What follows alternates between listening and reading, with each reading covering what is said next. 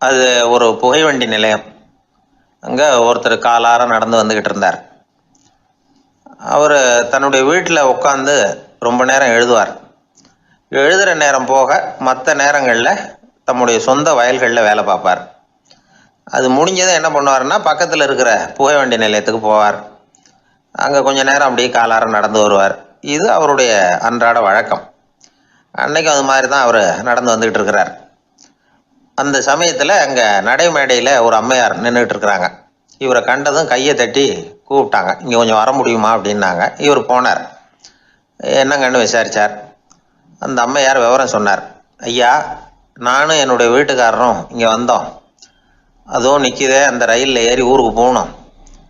என்னுடைய வீட்டுக்காரரு அதுவும் அந்த உணவு விடுதிக்கு போயிருக்கார், இன்னும் வரல. அவர் வர்றதுக்குள்ளே ரயில் புறப்பட்டுரும் போல இருக்கு. நீங்கள் ஓடி போய் அவரை அழைச்சிக்கிட்டு வர முடியுமா அப்படின்னு கேட்டாங்க. சரின்னார் இவர். உடனே அந்த அம்மா தன்னுடைய கணவர் எப்படி இருப்பார் அப்படிங்கிற அடையாளங்களை கொஞ்சம் சொல்லி அனுப்புனாங்க. போய் தேடிக்கிட்டு இருக்க வேண்டாமேங்கிறதுக்காக. பார்க்குறதுக்கு இப்படி இருப்பார், இந்த மாதிரி ஆடை அணிஞ்சிருப்பார் அப்படின்னு விவரமாக சொன்னாங்க. அதை இவர் கவனமாக கேட்டுக்கிட்டார். நீங்கள் போய் அழைச்சிட்டு வாங்க, வந்த உடனே உங்களுக்கு உண்டான கூலியையும் கையோடு கொடுத்து விட்றேன் அப்படின்னாங்க அந்த அம்மா. இவர் போனார். அந்த அம்மா சொன்ன அடையாளங்களை வச்சு அவர் வீட்டுக்காரரை கையோடு கூட்டிகிட்டு வந்துட்டார். கொண்டுகிட்டு வந்து அந்த அம்மா கிட்ட ஒப்படைச்சார்.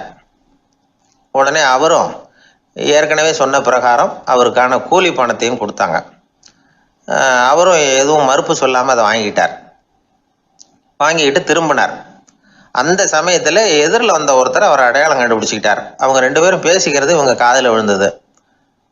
அப்போ தான் இவங்களுக்கு அது புரிஞ்சுது. இவங்கக்கிட்ட கூலி வாங்கினவர் யாருன்னா, அவர் தான் பேரறிஞர் லியோ டால்ஸ்டாய் அப்படிங்கிறது புரிஞ்சுது அவங்க ரெண்டு பேரும் பேசிக்கிறத வச்சு. ரஷ்ய நாட்டின் மிகப்பெரிய ஞானி லியோ டால்ஸ்டாய், சோவியத் நாட்டின் ஈடு இணையற்ற இலக்கிய மேதை. இது தெரிஞ்ச உடனே அந்த அம்மா அவர்கிட்ட ஓடினாங்க. ஐயா, உங்களுக்காக நான் கூலி கொடுத்தேன், நான் பெரிய தவறு பண்ணிவிட்டேன் அப்படின்னு சொல்லி வருத்தப்பட்டாங்க. பரவாயில்ல, ஆனால் நீங்கள் எனக்கு கொடுத்த கூலி பணத்தை நான் திருப்பி கொடுக்க மாட்டேன். ஏன் தெரியுமா, அது நான் உழைச்சி பெற்ற தொகை அப்படின்னார். யாருக்குமே அதிக மகிழ்ச்சியை தரக்கூடிய பணம் எதுன்னு கேட்டால் அது அவங்க உழைப்புக்கு ஊதியமாக கிடைக்கிற பணம் தான். நம்ம ஆட்கள் சில பேருக்கு உழைக்காமல் கிடைக்கிற தீய வழியில் வருகிற பணம் கூட மகிழ்ச்சியை கொடுக்கும். ஒரு பெரிய தொழிற்சாலை, அதோட முதலாளி கடுமையான ஒரு கட்டுப்பாடு விதிச்சிருந்தார். அது என்ன கட்டுப்பாடுன்னா, இந்த தொழிற்சாலைக்கு உள்ள யாரும் சிகரெட்டு பிடிக்கக்கூடாது அப்படிங்கிறது தான். ஒரு நாள் இந்த முதலாளி தன்னுடைய தொழிற்சாலையை சுற்றி பார்த்துக்கிட்டு வரார். அப்போ ஒரு இளைஞன் உள்ள சிகரெட்டு பிடிச்சிக்கிட்டு இருந்தான். அதை பார்த்து விடுறார். அவ்வளவுதான், அவருக்கு கோபம் வந்துட்டுது. உடனே உதவியாளரை கூப்பிட்டார். அதோ பாரு, அந்த சிகரெட்டு பிடிச்சிக்கிட்டு இருக்கிறானே, அவன் கணக்கை முடித்து வெளியில் அனுப்பி வச்சிரு அப்படின்னு உத்தரவு போட்டார்.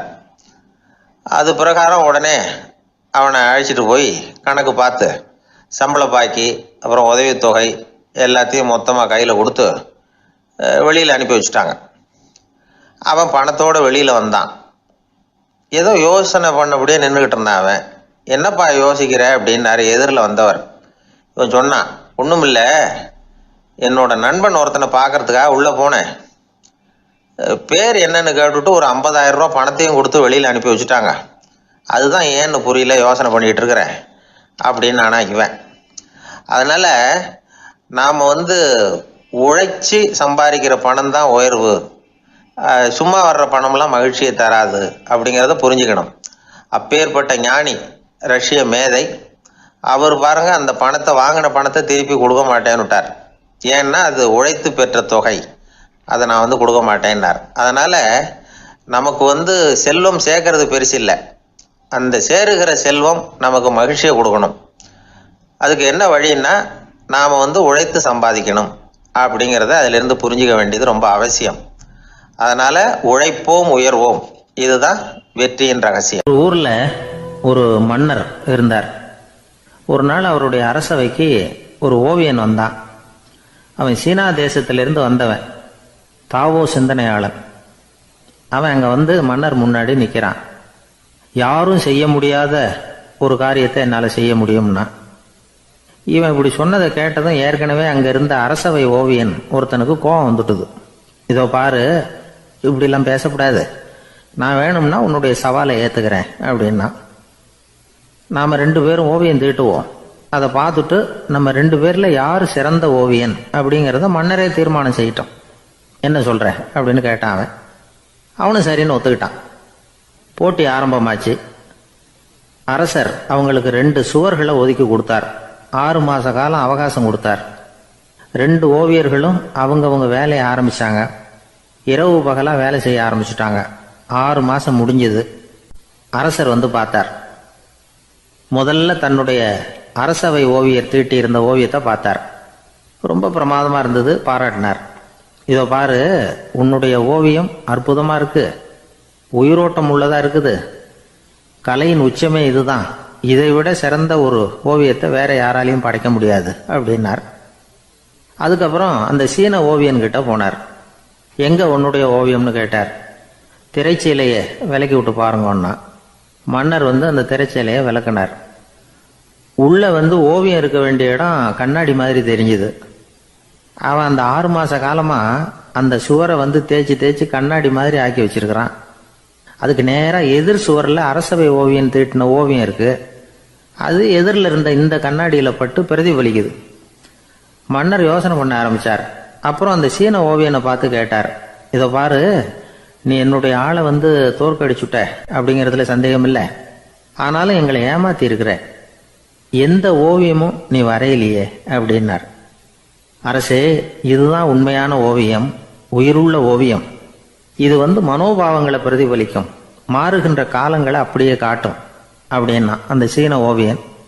கையால வரைகிற ஓவியங்கள்ல சலனம் இல்லை, கண்ணாடி அப்படி கிடையாது, சக்தியின் ஓட்டம் அதுல எப்பவும் இருந்துகிட்டே இருக்கும். கண்ணாடி மட்டுமே ஜீவன் உள்ள ஓவியமா இருக்க முடியுங்கிறத அந்த சீன ஓவியன் தெரிஞ்சு வச்சிருந்தான். ஏன்னா அவன் ஒரு தாவோ சிந்தனையாளன். ஒவ்வொரு குழந்தையும் இந்த கண்ணாடியோட தான் பிறக்குது. ஆனா நாம என்ன செய்யறோம்னா ஓவியங்களை கண்ணாடி மீது பதிப்பிச்சு விடுறோம். கண்ணாடி நம்மளை பிரதிபலிக்குது. நம்முடைய அழகோ அவலட்சணமோ கண்ணாடியை பாதிக்கிறது இல்லை. ஏன்னா அதுக்கு மனம் கிடையாது. கடந்து போன வினாடியை பத்தி அது சிந்திக்கிறது இல்லை. அடுத்த கணத்தை பத்தின எதிர்பார்ப்பும் அதுகிட்ட கிடையாது. அதுதான் பற்றற்ற நிலை. மனிதனுக்கு தேவைப்படுறது அதுதான். கண்ணாடி கிட்ட இருந்து நாம வந்து கற்றுக்கொள்ள வேண்டிய பாடம் இது. வாழ்க்கையில வந்து மனிதர்களை நேசிக்கலாம், உலகின் அழகையெல்லாம் பிரதிபலிக்கலாம், ஆனா எதையும் பற்றி கொண்டு விடக்கூடாது அப்படிங்கிறது பெரியவர்கள் அறிவுரை. துயரம்ங்கிறது பற்றுக்களின் சாயை. கண்ணாடி முன்னாடி நிக்கிறப்போவெல்லாம் நமக்கு இந்த ஞாபகம் வரணுமா. ஒரு குடும்ப தலைவர் ஒரு நாள் காலையில விடிஞ்சு எழுந்திரிச்சதும் சத்தம் போட்டார். யார் இந்த கருங்குரங்கு படத்தை என் ரூம்ல கொண்டாந்து மாட்டி வச்சது அப்படின்னு கத்தினார். சமையல் கட்டில இருந்து மனைவி பதில் சொன்னாங்க. தூக்க கலக்கத்துல உளராதுங்க, நல்லா பாருங்க, அது படம் கிடையாது, முகம் பார்க்கிற கண்ணாடி அப்படின்னா. சில பேர் ஆளை பார்த்தா 60 வயசு மாதிரி தோணும், உண்மையான வயசு என்னன்னு பார்த்தா 40 அல்லது 45. சில பேரை பார்க்கறதுக்கு 45 மாதிரி தெரியும், உண்மையிலேயே 65 தாண்டி இருப்பாங்க. ஒரு மனிதனுக்கு 2 வகையான வயது உண்டுங்கிறார் ஓஷோ. அதாவது உடம்புக்குன்னு ஒரு வயசு, மனசுக்குன்னு ஒரு வயசு. முதல் உலக மகாயுத்தம் நடந்தது இல்லையா, அது முடிஞ்சதுக்கு அப்புறம் முதல் தடவையா மனிதனின் மூளை வளர்ச்சியை பத்தி மனநல வைத்தியர்கள் ஒரு கணக்கெடுப்பு சோதனை நடத்தினாங்களாம். அது வரைக்கும் மனிதனுக்கு 2 வகையான வயது உண்டுன்னு யாரும் சிந்திச்சதே இல்லையா. அந்த உலக மகாயுத்தம் முடிஞ்சதுக்கு அப்புறம் மனிதனுடைய சராசரி மனதின் வயதை கணக்கிட்டு பார்க்கும் பொழுது அவங்களுக்குலாம் ரொம்ப அதிர்ச்சியா இருந்துதான்.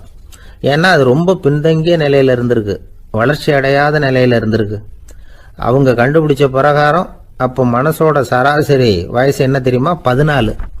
அப்படின்னா பாத்துங்க, உடல் ரீதியா ஒருத்தரோட வயசு 70 கூட இருக்கலாம், ஆனா மனசோட வயசு 14 தான். இதுக்கு நேர்மாறா அமைஞ்சு போச்சுன்னு வச்சேங்க. அதாவது ஒருத்தருக்கு உண்மையிலேயே 14 வயசு, அதாவது உடலோட வயசு 14, அவரோட மனசின் வயசு 70ன்னு வச்சுக்கோங்க. இப்படி அமைஞ்சுட்டுதுன்னா அவர் சீக்கிரம் ஞானத்தன்மை அடைஞ்சிருவார் அப்படின்னு அர்த்தம். இப்ப நமக்கெல்லாம் உடம்போட வயசு மனசோட வயசு 2 ஒன்னா இருந்துட்டா அதுவே போதும், அதுவே பெரிய விஷயம். இப்ப எமர்சன் கிட்ட போய் ஒருத்தர் கேட்டாராம், உங்க வயசு என்ன அப்படின்னு. அவர் உடனே பதில் சொல்லியிருக்கார், 360 வருஷம் அப்படின்னாராம். கேட்டவர் குழம்பி போயிட்டார். அவர் என்ன சொல்றாரு, 360 வயசா, என்ன நம்ம காதில் தான் சரியாக விழலையா?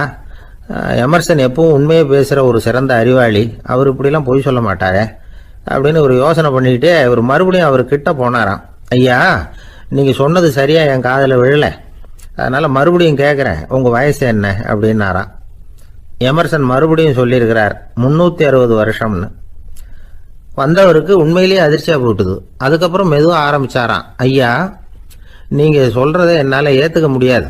எப்படி பார்த்தாலும் இப்போ உங்களுக்கு வயசு ஒரு 60க்கு மேலே இருக்காதுன்னு நினைக்கிறேன் அப்படின்னாராம். நீங்கள் சொல்கிறது சரிதான், அது என் உடம்போட வயசுன்னாராம் எமர்சன். அப்படின்னா ஏற்கனவே நீங்கள் சொன்னது அப்படின்னு கேட்டிருக்காரு. அது என் மனசோட வயசு அப்படின்னாராம். நம்மளை பொறுத்த வரைக்கும் அறிவு தூசு படிஞ்சிருக்கு, அது மாதிரியே அன்பும் மாசுபட்டிருக்கு. இது ரெண்டையும் சுத்தம் பண்ண வேண்டியிருக்குது. அப்போ தான் நாம் சரியான வயசில் வாழ முடியும். ஒரு ஆசாமி இருக்கிறார். அவருக்கு உடம்போட வயசு அதிகம், மனசோட வயசு ரொம்ப குறைச்சல், குழந்தை மாதிரி. அவர் ஒரு ஆஸ்பத்திரியில் படுத்திருக்கிறார். நர்சம்மா எல்லாருக்கும் மருந்து கொடுத்துட்டு போகிறாங்க. கொஞ்ச நேரம் கழித்து திரும்பி வந்தாங்க. அப்போ இவர் அந்த அம்மாவை கூப்பிட்டு சொல்கிறார், இதை பாருங்கள் சிஸ்டர், நீங்கள் எல்லாருக்கும் சின்ன சின்ன மாத்திரையாக கொடுத்துட்டு எனக்கு மட்டும் நீளமான மாத்திரையாக கொடுத்துட்டீங்க. முழுங்கிறதுக்கு ரொம்ப கஷ்டமாக போச்சு. இனிமேல் எனக்கும் சின்ன மாத்திரையாக கொடுங்க சிஸ்டர் அப்படின்னாராம். அந்த அம்மா உடனே அதிர்ச்சியாகி தலையில் அடிச்சுக்கிட்டாங்களாம். நான் கஷ்டப்பட்டு மாத்திரையை முழுங்கினத்துக்கு நீங்கள் ஏமா தலையில் தட்டிக்கிறீங்க அப்படின்னு கேட்டிருக்காரு இவர். இதுக்கு அவங்க சொல்லியிருக்கிறாங்க, நான் உங்களுக்கு கொடுத்துட்டு போனது மாத்திரை இல்லைங்க, அது தெர்மாமீட்டர் அப்படின்னாங்களாம். ஒருத்தர் இருக்கார், நல்ல உத்தியோகத்தில் தான் இருக்கிறார். ஆனால் எப்போ பார்த்தாலும் முகத்தை வெறுப்பாக வச்சிருப்பார். அப்படியே வருவார் போவார். ஏன் சார் இப்படி இருக்கிறீங்க அப்படின்னு விசாரித்தோம். ஏன்டா இந்த வேலைக்கு வந்தோம்னு இருக்கு சார் அப்படின்னார். உங்கள் வேலை உங்களுக்கு பிடிக்கலையா அப்படின்னு கேட்டோம். இல்லைன்னார். இப்படிப்பட்டவங்க வெற்றிகரமான வாழ்க்கை வாழ முடியாது. இது நிபுணர்கள் கருத்து. வேலையை நேசிக்க தெரிந்தவர்கள் வெற்றி பெறுவார்கள் அப்படிங்கிறாங்க அவங்க. எந்த துறையாக இருந்தாலும் சரி, அந்த துறையில் வெற்றிகரமாக இருக்கிறவங்கள விசாரித்து பாருங்க. எனக்கு என்னுடைய வேலை ரொம்ப பிடிக்கும் அப்படின்னு சொல்கிறவங்களா தான் இருப்பாங்க. அப்படி இருந்தால் தான் அது வெற்றிகரமாக இருக்க முடியுது அவங்களால. ஒருத்தனுக்கு பிடித்தமான பொழுதுபோக்கே அவனுடைய தொழிலாக இருந்துட்டுதுன்னா அவனை மாதிரி கொடுத்து வச்சவன் வேற யாரும் இல்லை அப்படிங்கிறார் பெர்னாட் ஷா. ஒரு தடவை மன்னர் ஹுமாயூன் உயிரை தண்ணீர் முண்டு ஊற்றுகிற தொழிலாளி ஒருத்தர் காப்பாத்தினாராம் அந்த ஹுமாயூன் உயிரை. உடனே மன்னர் கேட்டிருக்கார், உனக்கு என்ன வேணும்னாலும் கேளு தரேன், உயர் பதவி வேணுமா அப்படின்னு கேட்டாராம். மன்னா, மக்களின் தாகம் தீர்க்கக்கூடிய இந்த பணியை விட உயர்ந்தது உண்டா அப்படின்னாராம் அந்த தொழிலாளி. அவரால் அவருடைய வேலையை நேசிக்க முடிஞ்சுது, அதனால் மகிழ்ச்சியாக இருக்க முடிஞ்சுது. நாமெல்லாம் அப்படி இல்லை. வேலை கிடைக்கிற வரைக்கும் கிடைச்சா போதும் அப்படின்னு இருக்கோம். கிடைச்சதுக்கப்புறம் ஏன்டா அந்த வேலைக்கு வந்தோம்னு ரொம்பவும் அழுத்துக்குவோம். சரி, நாம் இருக்கிற இடத்துல நாம் வெற்றிகரமாக இருக்க வழி உண்டா அப்படின்னா உண்டுன்னு சொல்கிறாங்க. அதாவது மன இயல் நிபுணர்கள் இருக்கிறாங்க இல்லையா, அவங்க அதுக்கு முக்கியமாக 6 வழிகள் சொல்கிறாங்க. நீங்கள் ஒரு அலுவலகத்தில் வேலை பார்க்குறவரா அப்படின்னா இதை கேளுங்க. அதாவது உங்கள் மேலதிகாரி எதிர்பார்ப்புக்கு தகுந்த மாதிரி உங்கள் வேலை இருக்குதா? அப்படி இல்லைன்னா முதல்ல உங்கள் வேலையின் தரம் உயரணும். உங்களுக்கு மேலே கீழே வேலை பார்க்குற பணியாளர்கள்கிட்ட நல்ல விதமாக பழகுறீங்களா? அந்த உறவு முறையில் ஏதாவது குறை இருந்தால் அதை கண்டுபிடிச்சி சரி பண்ணுங்க. நம்பிக்கைக்கு உரியவர் அப்படின்னு நீங்கள் பேர் எடுக்கணும். நீங்கள் எடுக்கிற முடிவு நல்ல முடிவாக தான் இருக்கும் அப்படின்னு அடுத்தவங்க சொல்லணும். உங்கள் தோற்றத்துக்கு முக்கியத்துவம் கொடுங்க. இது மனம் உடல் ரெண்டும் சம்மந்தப்பட்டது. அதனால் மனசையும் ஆரோக்கியமாக வச்சுருக்கணும், உடம்பையும் ஆரோக்கியமாக வச்சுருக்கணும். உங்களுடைய நிர்வாகம் செயல்படுற விதத்தை நல்லா புரிஞ்சு வச்சுக்கணும். உங்களுடைய நிர்வாகம் இப்போ ஒரு காரியம் செய்யுதுன்னு வச்சுங்க, ஏன் அப்படி செய்யுது, எதுக்காக அப்படி செய்யுது, அதனுடைய குறிக்கோள் என்ன, அது நீடிக்கிறதுக்கு காரணம் என்ன, இதெல்லாம் தெரிஞ்சுக்கணும். சிரிப்புக்கு வஞ்சகம் பண்ணக்கூடாது, நல்லா சிரிக்கணும், அப்போ தான் அது திரும்ப கிடைக்கும். கடந்த கால தோல்வியை பற்றி கவலைப்படக்கூடாது. முதலாளி விருப்பம் தெரிஞ்சு நடந்துக்கிறது நல்லது தான். அதுக்காக காக்கா பிடிக்கணுங்கிற அவசியம் இல்லை. உங்களுக்கு ஒரு பொறுப்பான வேலை கிடைக்குது, உடனே சத்தம் குழப்பம் அப்படின்னு சூழ்நிலையை இறுக்கமாக ஆக்கிடக்கூடாது. எந்த சூழலையும் இயல்பாக கையாளக்கூடியவர் அப்படிங்கிறத காட்டணும். இதெல்லாம் உங்கள் துறையில் நீங்கள் வெற்றி பெற நிபுணர்கள் சொல்கிற யோசனைகள். இவ்வளவு விவரமும் சொல்லிவிட்டு ஒருத்தரை பார்த்து கேட்டோம், இப்போ சொல்லுங்கள், நீங்கள் செய்கிற வேலை உங்களுக்கு பிடிச்சிருக்குதா அப்படின்னோம். ரொம்ப ரொம்ப பிடிச்சிருக்குது அப்படின்னார். சரி, என்ன செஞ்சிட்டு இருக்கிறீங்க அப்படின்னு கேட்டோம். சும்மா தான் இருக்கிறேன் அப்படின்னார் அவர். அந்த ஆளை கண்டா ஏன் இப்படி முகத்தை திருப்பிக்கிட்டு வர்றீங்க அப்படின்னு கேட்டார் ஒருத்தர் நண்பர்கிட்ட. எலெக்ஷனில் அவன் எதிர்த்து நின்னவன் சார், என்ன அவங்ககிட்ட நமக்கு என்ன பேச்சுவார்த்தை அப்படின்னாராம் ரொம்ப கோபமாக இவர். சரி, அந்த ஆள் யாருன்னு கேட்டேன். என் கூட பிறந்த தம்பி தான் சார் அப்படின்னார் அந்த கோபம் குறையாமல். அதாவது நம்ம ஊர் நிலவரம் இப்படி, அதாவது அண்ணனும் தம்பியும் எதிர்த்து நிற்பாங்க தேர்தலில், ஒருத்தர் கண்டா பேசிக்கிறது இல்லை. ஆனால் இங்கிலாந்தில் எப்படி தெரியுமா, அங்கே ஒரே மேடையில் போட்டி போடுற 2 வேட்பாளர்களும் பேசுவாங்களாம், பட்டிமன்றம் மாதிரி. ஒருத்தர் முதல்ல எழுந்திருப்பார், நான் இந்த தேர்தலில் வெற்றி பெற்றால் என்னென்ன செய்வேன் அப்படின்னு சொல்லிவிட்டு உட்காருவார். அதுக்கப்புறம் அடுத்தவர் எழுந்திருப்பார், அவர் சொல்லுவார், நான் வெற்றி பெற்றால் இந்த மக்களுக்கு என்னென்ன செய்வேன், இந்த நாட்டுக்கு என்னென்ன செய்வேன் அப்படிங்கிறத சொல்லிவிட்டு உட்காருவார். 2 பேரும் ஒரே மேடையில் பேசுவாங்க. மக்கள் 2 பேர் பேச்சையும் கேட்டுக்கிட்டு ஒரு முடிவுக்கு வருவாங்க. இதுதான் அங்கே உள்ள பழக்கம். இங்கே அப்படி இல்லை. இங்கே ஒருத்தர் பார்த்தா முகத்தை திருப்பிக்கிறது. ஒரு தடவை இது மாதிரி ஒரு கூட்டம் நடந்துகிட்டு இருக்கு அங்கே வெளிநாட்டில் தான். நேரத்துக்கு சரியாக ஒரு வேட்பாளர் வந்து சேரல. இது இங்கிலாந்தில் நடந்த நிகழ்ச்சி. அப்புறம் என்னாச்சுன்னா, ஒருத்தர் வந்துட்டாரு, இன்னொருத்தர் வந்து சேரல. அப்புறம் உடனே அந்த ஒருத்தர் வந்தவர் பேச ஆரம்பிச்சிட்டார். அதாவது அந்த இன்னொருத்தர் சார்பாகவே பேசிட்டாராம். அதாவது அவர் வரல, நான் அவர் சார்பாக நான் பேசிடுறேன். அதாவது அவர் ஜெயிச்சுட்டா அவர் என்னென்ன செய்வார் இந்த நாட்டுக்கு அப்படின்னு சொல்லி அவர் பக்கத்தில் உள்ள நியாயத்தை எடுத்து இவரே சொல்லிட்டாராம். இப்படிலாம் அங்கே நடந்துதான். இது எப்பேற்பட்ட தேர்தல் பண்பாடு பாருங்க. அதனால இன்னொரு விஷயம், இப்போ இங்கிலாந்துலாம் ஓட்டு கேட்குறப்ப வெற்றியா தோல்வியாங்கிறத ஓரளவுக்கு யூகிச்சு விடலாமா. இப்போ ஒரு வேட்பாளர் ஒரு வீட்டுக்கு முன்னாடி போய் நின்று எனக்கு ஓட்டு போடுங்கன்னு கேட்குறாருன்னு வச்சுங்களேன், அதுக்கு என்ன பார்த்து செய்கிறோம், போயிட்டு வாங்க அப்படின்னு சில வீடுகளில் வாசலில் நின்று சொல்லி அனுப்பிச்சிருவாங்களாம். வேற சில வீடுகளில் எப்படின்னா, வேட்பாளரை வீட்டுக்குள்ளே கூப்பிட்டு காபி சாப்பிட சொல்லி உபசரித்து அதுக்கப்புறம் அனுப்பி வைக்கிறது வழக்கமா. இதில் எந்த வீட்டு ஓட்டு நிச்சயம் தெரியுமா? வாசலில் நின்று வழி அனுப்பி வச்சுடுறாங்க பாருங்க, அவங்க ஓட்டு நிச்சயம். உள்ளே கூப்பிட்டு காப்பி கொடுத்து அனுப்புகிறாங்க பாருங்க, அவங்க ஓட்டு நிச்சயம் இல்லையா. சரி, அப்புறம் ஏன் அந்த உபசரிப்பு அப்படின்னு கேட்டால் அதுக்கு ஒரு காரணத்தை சொல்கிறாங்க. அதாவது அது ஒரு அனுதாபத்தை தெரிவிக்கிற முறையா. ஐயோ பாவம், நாம் இவருக்கு ஓட்டு தான் போட போகிறதில்ல, இதையாவது செய்வோம், காப்பியாவது சாப்பிட்டு போகட்டும் அப்படிங்கிற எண்ணமா. இப்படி அந்த ஒரு பழக்கம். ஆக அந்த ஊரில் நிறைய காப்பி சாப்பிடணும்னு ஒருத்தர் ஆசைப்பட்டால் தேர்தலில் தோற்று போகிறதுக்கு தயாராக இருக்கணும். ஒரு சமயம் ஒரு ஊரில் தேர்தல் நடந்துதான். ஒரு தொகுதியில் நின்று தோற்று போன ஒருத்தர் கையில் ஒரு துப்பாக்கியோட ஊருக்குள்ளே சுற்றிக்கிட்டு இருந்தாராம். ஒரு போலீஸ்காரர் அவரை பார்த்துட்டு சந்தேகப்பட்டிருக்கார். அதனால் அவரை தடுத்து நிறுத்தி, என்ன இது துப்பாக்கியோட சுற்றுறீங்களேன்னு விசாரிச்சிருக்கார். இதுக்கு அவர் சொன்னாராம், சார், இந்த தொகுதியில் மொத்தம் 1,00,000 வாக்காளர்கள், அதில் எனக்கு 10,000 பேர் மட்டும்தான் எனக்கு ஓட்டு போட்டிருக்கிறாங்க. அப்படின்னா எனக்கு வேண்டாதவங்க இந்த தொகுதியில் 90,000 பேர் இருக்கிறாங்கன்னு அர்த்தம். இப்படி ஒரு சூழ்நிலையில் நான் என்னுடைய பாதுகாப்புக்கு ஆயுதம் இல்லாமல் நடமாடலாமா அப்படின்னு கேட்டாராம். எவ்வளவு எச்சரிக்கை பாருங்க. நம்ம ஊரில் சில பேர் ஓட்டு கேட்குற விதமே தனி. ஒருத்தர் ரொம்ப சாமர்த்தியமாக ஓட்டு கேட்பாராம். அவர் எப்படின்னா, ஒரு வீட்டுக்கு போகிறாருன்னு வச்சுங்களேன், அந்த நேரம் அந்த வீட்டுக்காரரு என்ன செஞ்சுக்கிட்டு இருக்கிறாரோ அதே வேலையை இவரும் கொஞ்ச நேரம் செய்வாராம், அவருக்கு ஒத்தாசையா. அதுக்கப்புறம் மெதுவாக பேச்சு கொடுப்பார், ஓட்டு கேட்பார், இது மாதிரி எலெக்ஷனில் நிற்கிறேன் கவனிக்கணும்னு. அது மாதிரி ஒரு தடவை அவர் போனப்போ அங்கே அவர் என்ன பண்ணிட்டு இருக்காரு, வீட்டுக்கு பின்னாடி மாட்டு கொட்டையில் பால் கறந்துக்கிட்டு இருக்கார் ஒரு பசுமாட்டுக்கிட்ட. அந்த வீட்டில் இவர் ஓட்டு கேட்க போனவர் இவர் ஓடி போய் இன்னொரு சொம்பை எடுத்துக்கிட்டு அதே மாட்டுக்கு இன்னொரு பக்கம் போய் உட்காந்துக்கிட்டு இவரும் பால் கறக்க ஆரம்பிச்சிட்டார். எதிர உட்காந்துட்டு இருக்காரு இவர் இந்த பக்கம் உட்காந்துருக்கார். கீழே கொஞ்சம் குனிஞ்சு பார்த்தா ஒருத்தர் முகத்தை ஒருத்தர் பார்க்கலாம். கொஞ்ச நேரம் ஆனதுக்கப்புறம் இவர் மெதுவாக அவர்கிட்ட பேச்சு கொடுத்தாராம். இது மாதிரி, நான் எலெக்ஷனில் நிற்கிறேன், நீங்கள் ஓட்டு போடணும், அதுக்காக தான் வந்தேன்னாராம். அது முடியாதுங்களேன்னாராம் அவர். ஏன்னு கேட்டிருக்கார். நான் இந்த வீட்டுக்காரன் இல்லை, நானும் உன்ன மாதிரி ஓட்டு கேட்க வந்தவன் தான் அப்படின்னாராம் அவர். ஜெருசலேம் அங்கே உள்ள ஒரு தேவாலயம். அதில் உள்ள பலிபீடத்தின் முன்னாடி ஒரு பெட்டி உண்டு. அது காணிக்கை பெட்டி. ஆலயத்துக்கு வர்றவங்க பிரார்த்தனை பண்ணிவிட்டு திரும்பி போகிற சமயத்தில் அந்த பெட்டியில் காணிக்கை போடுவாங்க. அவங்களால எவ்வளவு முடியுமோ அவ்வளவு போடுறது வழக்கம். அவங்கவுங்க வசதிக்கு தகுந்த மாதிரி போடுவாங்க. வசதி உள்ளவங்களாக இருந்தாலும் சரி, வசதியே இல்லாத வறியவர்களாக இருந்தாலும் சரி, ஆலய காணிக்கை பெட்டியில் காசு போடுறது அவங்களுக்கு ரொம்ப பெருமையான ஒரு செயல். ஒரு சமயம் இயேசு தம்முடைய சீடர்களோடு அந்த ஆலயத்துக்கு வர்றார்.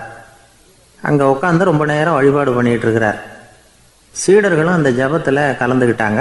வழிபாடு முடிஞ்சுது. இயேசு உட்காந்துருக்கிறார். காணிக்கை பெட்டியில் காசு போடுறவங்கள கவனிக்கிறார். சீடர்களும் அதையே கவனிச்சுக்கிட்டு இருக்கிறாங்க. ரொம்ப பேர் வரிசையாக வந்தாங்க. அவங்களால முடிஞ்ச அளவுக்கு காசு போட்டுட்டு அவங்க பாட்டுக்கு போய்கிட்டு இருக்கிறாங்க. வசதியானவங்க நிறைய பேர் வந்தாங்க. அதுக்கு மத்தியில் வயசான ஒரு அம்மா, அவங்களும் வந்து காசு போட்டுட்டு போகிறாங்க. இப்போ இயேசு தன்னுடைய சீடர்கள் பக்கம் திரும்பினார். ஒரு கேள்வி கேட்டார். இப்போ இந்த காணிக்கை பெட்டியில் நிறைய பேர் வந்து காசு போட்டுட்டு போகிறத நீங்கள் கவனிச்சிங்க. இன்னைக்கு இந்த காணிக்கை பெட்டியில் ரொம்பவும் அதிகமாக காசு போட்டது யார் அப்படின்னு கேட்டார். முதல்ல வந்தார ஒரு பெரிய மனுஷன், அவர் தான் அதிகமாக போட்டார் அப்படின்னார் ஒருத்தர். மூணாவதாக வந்தவர் தான் அதிகமாக போட்டார், நான் கவனித்தேன் அப்படின்னாரு இன்னொருத்தர். இப்படி ஆளுக்கு ஒரு விதமாக சொல்கிறாங்க. கடைசியாக இயேசு சொன்னாராம், இன்றைக்கு அந்த பெட்டியில் அதிகமாக காசு போட்டவங்க அந்த வயசான அம்மா தான் அப்படின்னாராம். சீடர்களுக்கு ஒன்றும் புரியல. அந்த அம்மா ரொம்பவும் ஏழையாச்சே, அவங்க எப்படி அதிகமாக காணிக்கை செலுத்த முடியும் அப்படிங்கிறது அவங்க சந்தேகம். இயேசு விளக்குனார். நிறைய பேர் வந்தாங்க, நிறையவே காசுகள் போட்டாங்க, அது உண்மைதான். ஆனால் அந்த அம்மா என்ன பண்ணாங்க கவனிச்சிங்களா? வந்தாங்க, தன்னுடைய காசு பையை திறந்தாங்க, அப்படியே கொட்டுனாங்க. அதில் இருந்தது 2 காசுகள் தான். அந்த 2 காசும் காணிக்கை பெட்டியில் விழுந்துட்டுது. மற்றவங்கள்லாம் தங்கள்கிட்ட இருந்த செல்வத்தின் ஒரு சிறு பகுதியை எடுத்து பெட்டியில் போட்டாங்க. ஆனால் இந்த அம்மா தன்கிட்ட என்ன இருந்ததோ அதை அப்படியே போட்டுட்டாங்க. தன்னுடைய பிழைப்புக்காக வச்சிருந்த அவ்வளவையும் இழக்கிறதுக்கு தயாராகிட்டாங்க. அவ்வளவு தாராள மனசு அவங்களுக்கு. அதனால் அவங்க செலுத்தின காணிக்கை தான் அளவில் அதிகம் அப்படின்னார். விலை மதிப்பில்லாத முத்து புதையல் ஒருத்தனுக்கு கிடைக்க போகுதுன்னு வச்சுக்கோங்க. அதன் மதிப்பை உணர்ந்தவன் என்ன பண்ணுவான்? அதை அடையிறதுக்காக தன்கிட்ட இருக்கிற எதையும் கொடுக்கறதுக்கு தயாராக இருப்பான் இல்லையா? அது மாதிரி தான் இதுவும் அப்படின்னார். உலக மதிப்பீடுகளை துரும்பா தூசியாக மதித்து அதையெல்லாம் உதறி விடுகிறவன் இறையருள் அப்படிங்கிற இணையில்லாத செல்வத்தை பெறுகிறான் அப்படிங்கிறது இதில் உள்ள கருத்து. இறைவனுக்காக இழப்பதுன்னா துன்பப்படுகிறவர்களுக்காக, ஏழைகளுக்காக, ஏதுமற்றவர்களுக்காக இழப்பது அப்படின்னு அர்த்தம்.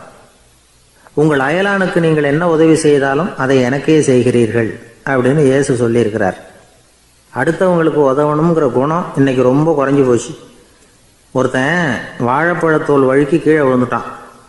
பக்கத்தில் இருந்த நண்பன் உடனே அவனை தூக்கிக்கிட்டு போய் ஆஸ்பத்திரியில் சேர்த்துட்டான். அதுக்கப்புறம் சொன்னான், நீ அந்த வாழைப்பழத்தோலில் காலை வைக்க போகிறத முன்னாடியே நான் கவனிச்சுட்டேன் அப்படின்னு நானா. அப்படின்னா அப்போவே நீ எனக்கு உதவி செஞ்சுருக்கலாமே அப்படின்னு நானா அவன். நான் டாக்டருக்கு உதவலாம்னு நினச்சிட்டேன் அப்படின்னா இவன். ஒரு விவசாயி விதைக்கிறதுக்காக வயல்வெளி பக்கம் போகிறார். விதைகளை அள்ளி வீசினார். அப்போ என்ன ஆச்சுன்னா, சில விதைகள் வந்து பாதை ஓரத்தில் விழுந்தது. சில விதைகள் முள் செடிகள் மண்டி இருந்த புதருக்கு இடையில் விழுந்தது. சில விதைகள் நல்ல நிலத்தில் விழுந்தது. பாதை ஓரத்தில் விழுந்த விதை என்ன ஆச்சுன்னா, அதெல்லாம் பறவைகள் கண்ணில் போட்டுவிட்டுது. உடனே வந்து உட்காந்து கொத்தி தின்னுட்டு போட்டுது. அதிகமாக மண் இல்லாத பாறை பகுதியில் விழுந்த விதையெல்லாம் லேசாக வேர் விட்டு முளைக்க ஆரம்பிச்சிது.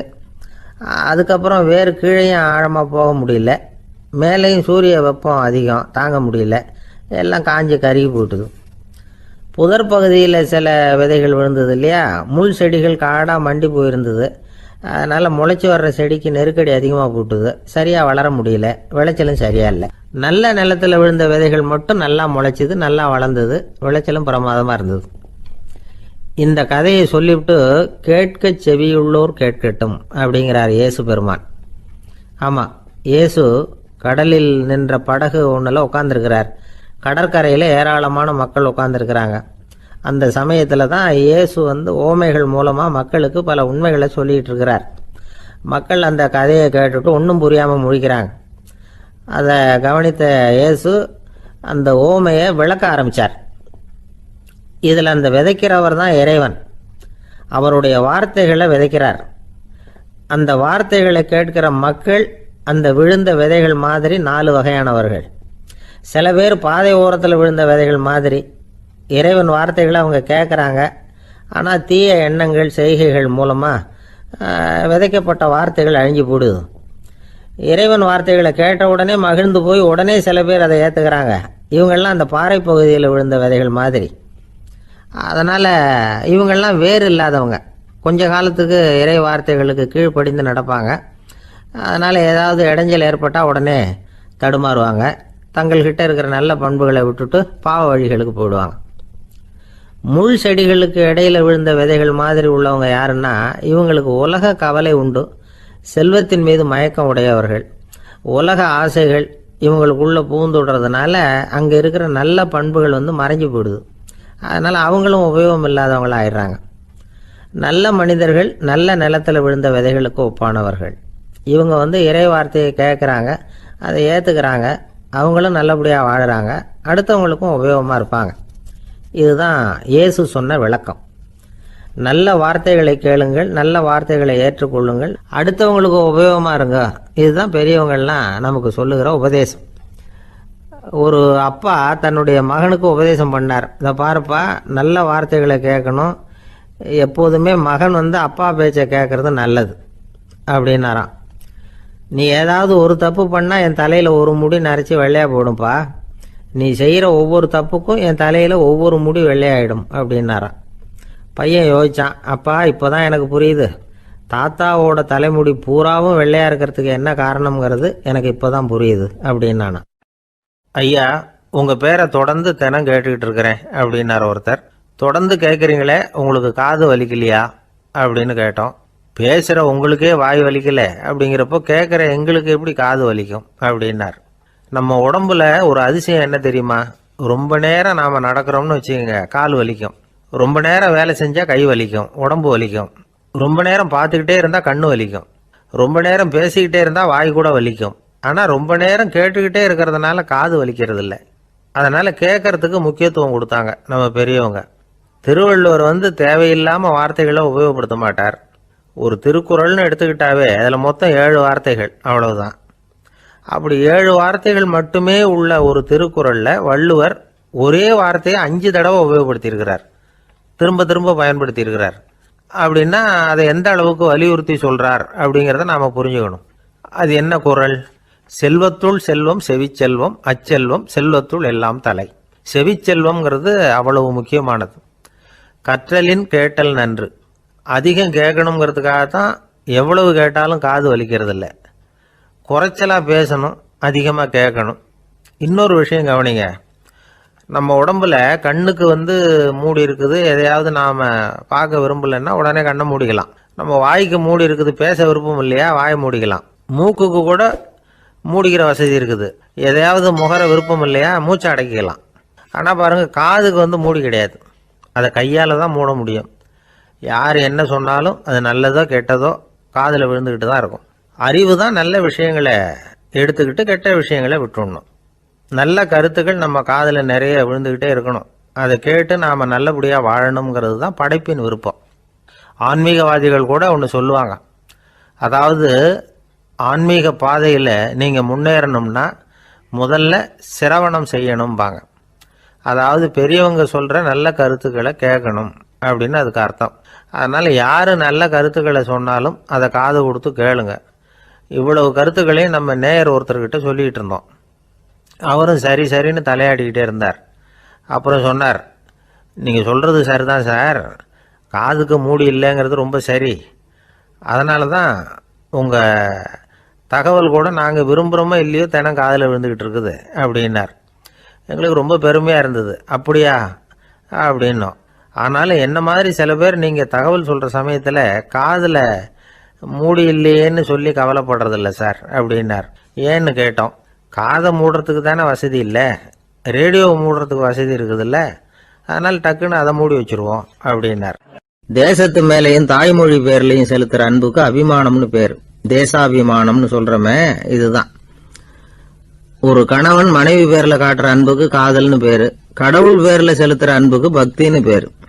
இப்படி அன்புல பல ரகம் இருக்கிறப்போ அதுல உள்ள வித்தியாசம் தெரியாம இடம் மாத்தி அன்பு காட்டினா இடைஞ்சல் தான்.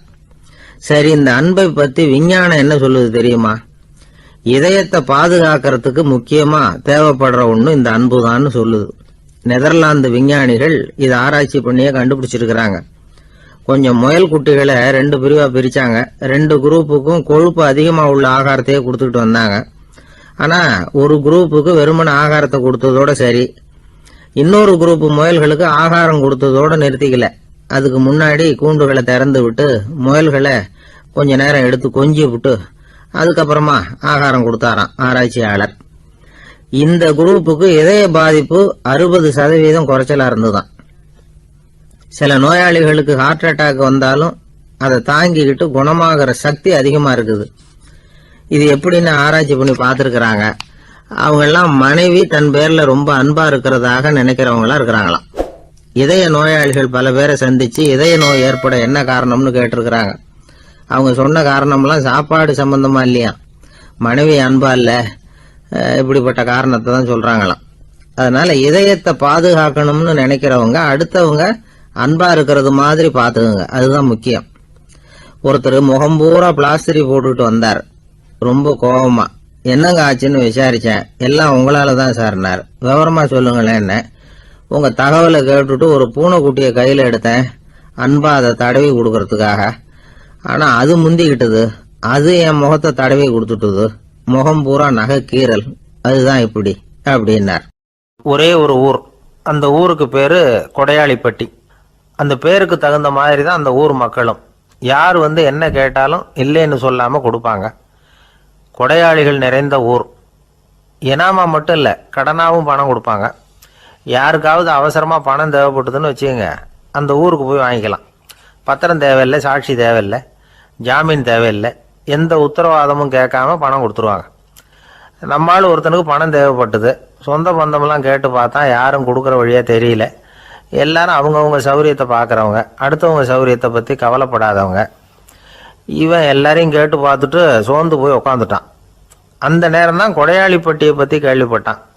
அப்படி ஒரு ஊர் இருக்கிறது தெரிஞ்சதும் அந்த ஊருக்கு வழி கேட்டுக்கிட்டு ஒரு நாள் புறப்பட்டு போனான். வயல்காட்டு வழியாக போக வேண்டியிருந்தது. மெதுவாக நடந்து ஊர் எல்லைக்கு வந்துட்டான். 2 பக்கமும் விவசாய வேலைகள் மும்முரமாக நடந்துக்கிட்டு இருக்குது. ஏர் உழுதுகிட்டு இருக்கிறாங்க. அப்போ அங்கே ஒரு ஆளை பாம்பு கடிச்சுட்டுது. பக்கத்தில் வேலை செஞ்சுக்கிட்டு இருந்தவங்க ஓடி வந்தாங்க. அவசரமாக செய்ய வேண்டிய முதல் உதவியெல்லாம் செஞ்சு பார்த்தாங்க, பலன் இல்லை. அந்த ஆள் செத்து போட்டான். அவன் செத்து விட்டான்னு தெரிஞ்சதும் அவனை தூக்கி வரப்பு மேலே போட்டுட்டு எல்லாரும் அவங்கவுங்க வேலையை கவனிக்க ஆரம்பிச்சிட்டாங்க.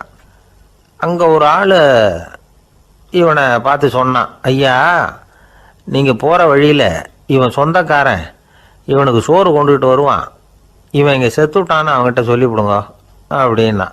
இவனுக்கு ரொம்ப ஆச்சரியம். என்னடா இது, பாம்பு கடிச்சுட்டுதுன்னதும் பதறி அடிச்சுக்கிட்டு ஓடி வந்தாங்க, செத்து விட்டான்னதும் பேசாமல் தூக்கி போட்டுட்டு போயிட்டாங்க அப்படின்னு நினச்சிக்கிட்டே நடந்து போகிறான். எதிரில் சோறு கொண்டுக்கிட்டு ஒரு ஆள் வந்தான். இவன் விவரத்தை சொன்னான். அங்கே அவங்க சொந்தக்காரன் பாம்பு கடிச்சு செத்து போட்டான் அப்படின்னா. அவன் கொஞ்ச நேரம் அமைதியாக நின்னான். அதுக்கப்புறமா அங்கேயே வரப்பில் உட்காந்து கொண்டுகிட்டு வந்த சோத்தை தானே சாப்பிட்டு முடித்தான். பேசாமல் எழுந்திரிச்சு திரும்பி போயிட்டான். கொஞ்சம் கூட பதறல, அழலை. இப்படியும் ஒரு ஊரா அப்படின்னு நினச்சி ஆச்சரியப்பட்டுக்கிட்டே இவன் ஊருக்குள்ளே போனான். ஒரு பெரிய மனுஷனை பார்த்து பணம் கேட்டான். அவரும் இவனோட பேரையும் ஊரையும் மட்டும் விசாரிச்சுக்கிட்டு தேவையான பணத்தை கொடுத்துட்டார். பணத்தை வாங்கிட்ட பிறகு தன்னுடைய மனசை அரிச்சுக்கிட்டு இருந்த அந்த விஷயத்தை பற்றி கேட்டான். ஐயா, வழியில் ஒருத்தன் செத்துட்டான், அவனை அப்படியே தூக்கி வரப்பில் போட்டுட்டு எல்லாரும் வயல்வெளி வேலைகளை பார்த்துக்கிட்டு இருக்கிறாங்களே அப்படின்னா. இதுக்கு அந்த பெரியவர் சொன்னார், ஆமாம், அப்படி தான் செய்வோம், வேலை முடிஞ்சு வீட்டுக்கு திரும்புகிறப்போ அவனை தூக்கிட்டு வந்து அடக்கம் பண்ணிடுவோம் அப்படின்னார். ரொம்ப ஆச்சரியமாக இருக்கே அப்படின்னா. ஏன் உங்கள் ஊரில் யாராவது செத்துட்டா என்ன பண்ணுவீங்க அப்படின்னு கேட்டார். என்ன இப்படி கேட்குறீங்க, எங்கள் ஊரில் எல்லாம் பணத்தை தூக்க விட மாட்டாங்க, ஒப்பாரி வைப்பாங்க, கட்டி புரண்டு அழுது புலம்பி தீர்த்துருவாங்க அப்படின்னா. இவன் பெரியவர் பார்த்தார். அவங்ககிட்ட கொடுத்த பணத்தை லபக்குன்னு பறிச்சுக்கிட்டார். திருப்பி வாங்கிட்டார். இவன் பதறி போய் நிற்கிறான். அவர் சொன்னார், பணத்தையே விட மாட்டேன்னு கட்டுப்பிடிச்சி அழுதா நான் கொடுத்த பணத்தை மட்டும் எப்படி திருப்பி கொடுக்க போகிறேன், போயிட்டு வா அப்படின்னு விரட்டி விட்டாராம். இந்த கதையை நண்பர் ஒருத்தர் சொன்னார். கதை வேடிக்கையாக தெரிஞ்சால் கூட இதில் கருத்து உண்டு. பணம் பிணம் இது ரெண்டையுமே விடுறதுக்கு அவ்வளவு சுலபமாக மனம் வர்றதில்லை. இந்த 2 விஷயங்கள்லேயும் அறிவார்ந்த செயல்பாடு தேவை. ஒரு பேருந்து மரத்தில் மோதி விட்டது. எல்லாரும் அடிபட்டு முனைகிட்டு கிடக்கிறாங்க.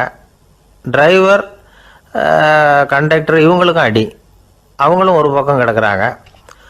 ஒரு மூலையில் கிடக்கிற ஒருத்தன் மெதுவாக முக்கி முனகி கண்டக்டர்னு சத்தம் போடுறான்.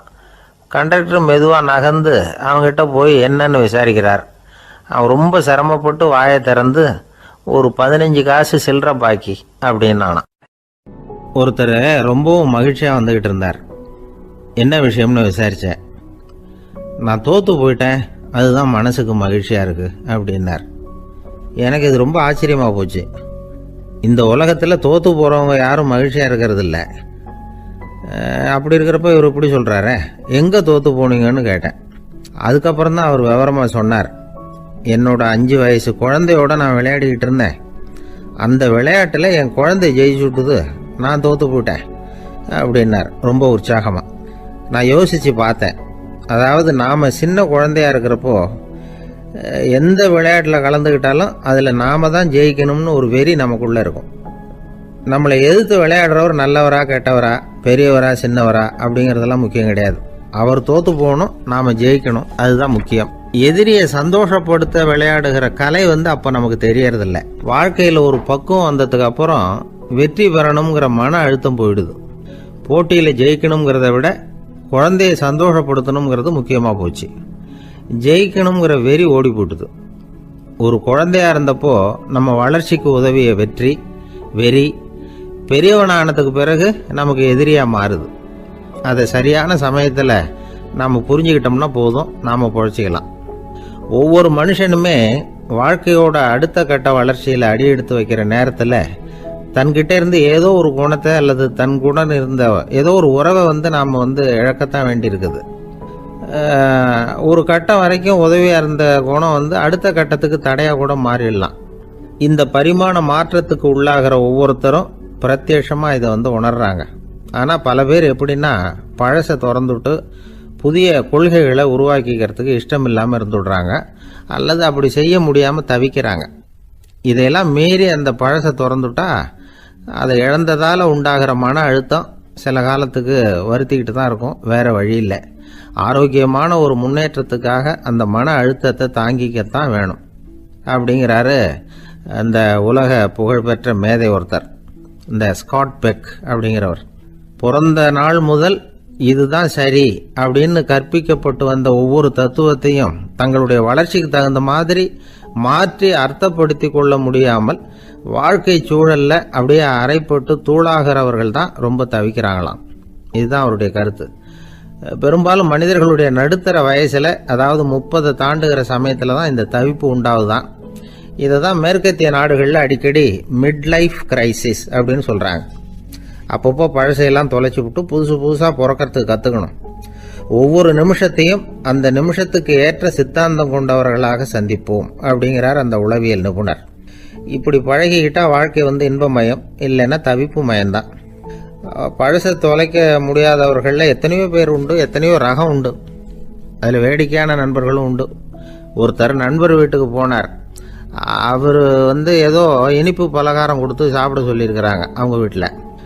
இவர் சாப்பிட்டு பார்த்துட்டு சொன்னாராம், சார் 6 மாதத்துக்கு முன்னாடி ஒரு தடவை இங்கே வந்தேன், அப்போது ஒரு இனிப்பு பலகாரம் கொடுத்தீங்க, அது இதை விட நல்லா இருந்தது சார் அப்படின்னாராம். அப்போ செஞ்ச அதே இனிப்பு பலகாரம் தான் சார் இதுவும் அப்படின்னாராம் அவர். ஒருத்தர் மனசில் நிம்மதி இல்லாமல் உட்காந்துருந்தார். என்ன சார் விஷயம் அப்படின்னு விசாரித்தேன். அகலக்கால் வச்சுட்டேன், அதுதான் அவதிப்படுறேன்னார். விவரமாக சொல்லுங்கன்னு.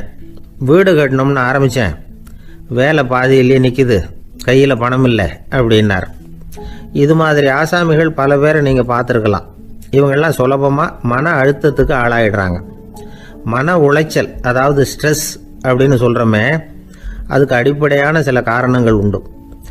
அதாவது மிகையாக திட்டமிடுதல் அப்படிங்கிறதும் ஒரு முக்கியமான காரணம். நடைமுறை சாத்தியம் என்னங்கிறத மனசில் வச்சுக்கிட்டு எந்த திட்டத்தையும் தீட்டணும், அப்போ தான் அது சரியாக வரும். 2வது காரணம் என்ன தெரியுமா? ஒரே நேரத்தில் பல்வேறு செயல்களில் ஈடுபடுறது. தொலைபேசியில் பேசிக்கிட்டே கையில் இருக்கிற கடிதத்தை படிச்சுக்கிட்டே எதிரில் உட்காந்துக்கிட்டு இருக்கிறவருக்கும் அப்பப்போ பதில் சொல்லிக்கிட்டு மனசில் பல்வேறு சிந்தனைகளை அப்படியே ஓட விட்டுக்கிட்டு இருக்கிறது, இதுவும் மன அழுத்தத்தை உண்டாக்குது. 3வது காரணம், எதிலேயும் வெற்றி மட்டும் எதிர்பார்க்குற ஒருதலைப்பட்சமான ஆர்வம். நாம் தொட்டதெல்லாம் வெற்றியாகவே முடியணும் அப்படின்னு எதிர்பார்க்குறவங்க ஏதாவது ஒன்றில் தோல்வியை கண்டா தோண்டு போயிடுறாங்க. எப்படியும் முடியலாம்ங்கிற எண்ணம் ஏற்கனவே நமக்குள்ளே இருந்துட்டுதுன்னா அந்த அவஸ்தை வராது. அதனால் அதுவும் நம்ம வளர்த்து கொள்ள வேண்டிய ஒரு குணம். மன உளைச்சல் ஏற்படுறதுக்கு இன்னொரு காரணம், எதையும் வேகமாக செஞ்சுடணும் அப்படிங்கிற துடிப்பு. அந்த துடிப்பே மனசை அழுத்த ஆரம்பிச்சிடும். எந்த ஒரு காரியத்திலையும் தாமதமோ இடையூறோ அதை பொறுத்துக்கிற மனப்போக்கம் வேணும். அது இல்லாதவங்க அழுத்தத்துக்கு ஆளாயிடுறாங்க. சில பேர் வேலைன்னு எந்த நேரம் பார்த்தாலும் வேலையே கதின்னு கிடப்பாங்க.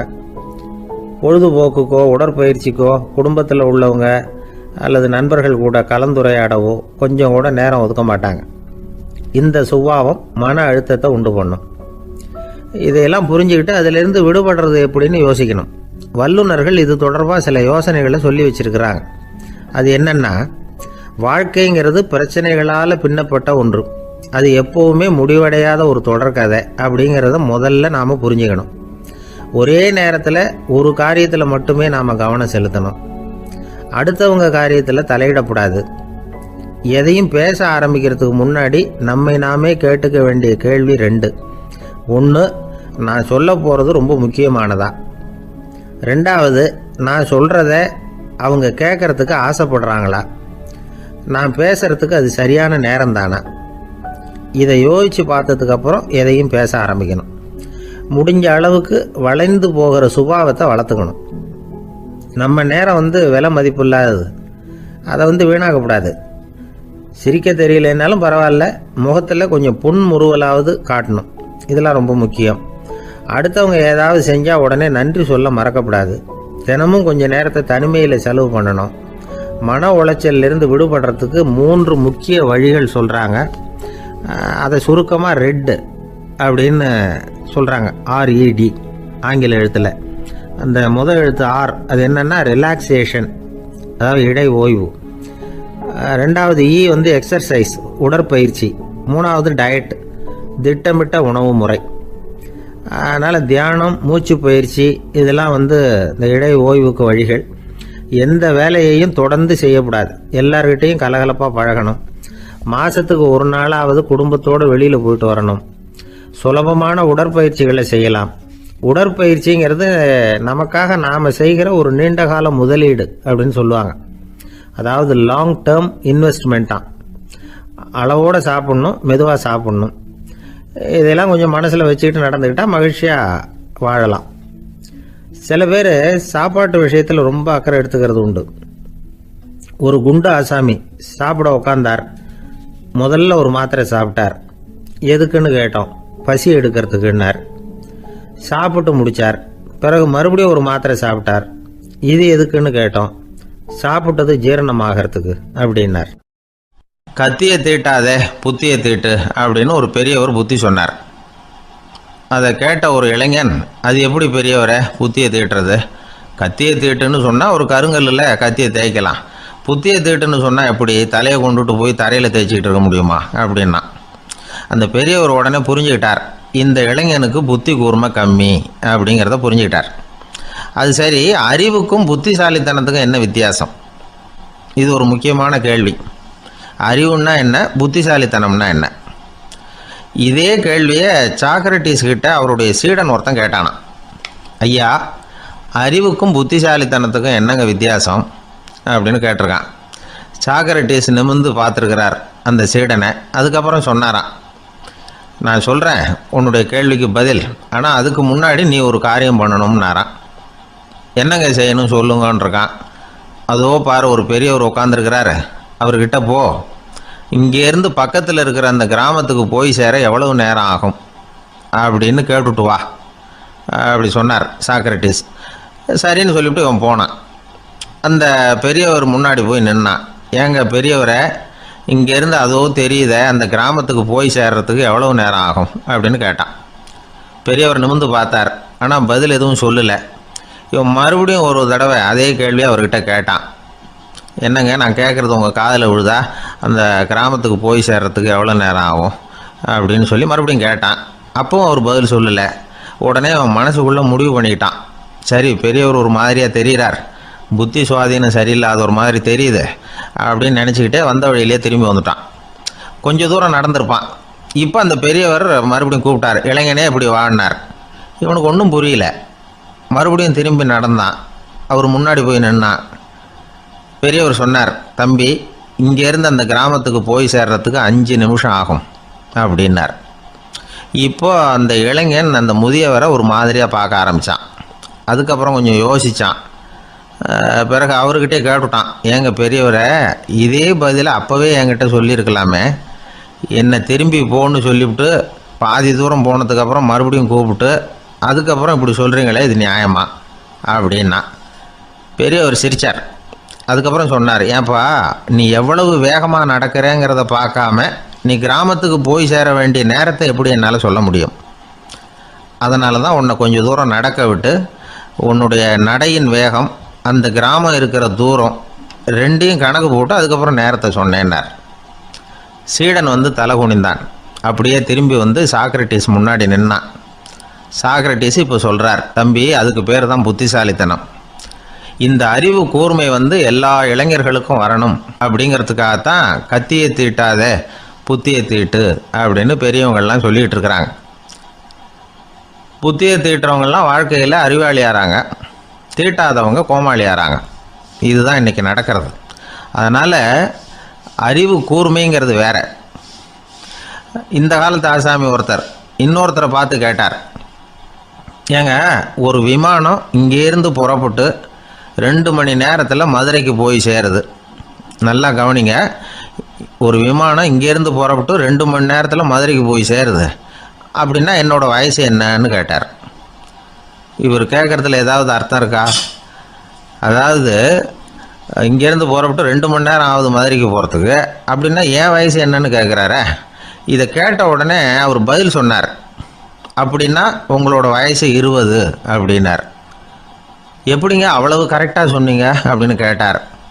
வேறு ஒன்றும் இல்லை, எங்கள் பக்கத்து வீட்டில் ஒரு முழு பைத்தியம் இருக்குது, அதோட வயசு 40, அப்படின்னா உன் வயசு 20 தான் இருக்கணும் அப்படின்னார். அரை பைத்தியம்னு முடிவு பண்ணிக்கிட்டார். அதனால் வாழ்க்கையில் அறிவு கூர்மைங்கிறது ரொம்ப அவசியம். அந்த புத்திசாலித்தனம் இருக்கிறவங்க வாழ்க்கையில் வெற்றி பெறுவது நிச்சயம். ஒரு ஊரில் ஒரு பெரியவர் இருந்தார். ஒரு நாள் அவரை தேடி ஒருத்தர் வந்தார். ஐயா, நான் கடவுளை பரிபூர்ணமாக நம்புகிறேன் அப்படின்னார்.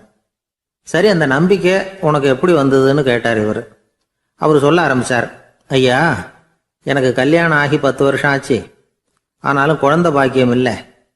அதுக்கு என்ன காரணமாக இருக்கும்னு நான் யோசனை பண்ணிகிட்டு இருந்தப்போ நண்பர் ஒருத்தர் ஒரு ஆலோசனை சொன்னார்.